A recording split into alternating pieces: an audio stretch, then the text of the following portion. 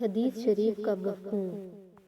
ام المومنین حضرت عائشہ صدیقہ رضی اللہ عنہا فرماتی ہیں، ایک چاندنی رات میں آپ صلی اللہ علیہ وسلم کے ساتھ بیٹھی ہوئی تھی۔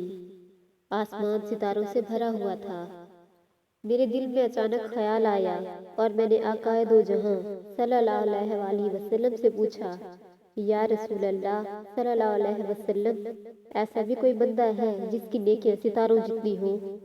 آقائے کریم صلی اللہ علیہ وسلم نے فرمایا، ہاں، وہ عمر فاروق رضی اللہ عنہ ہے۔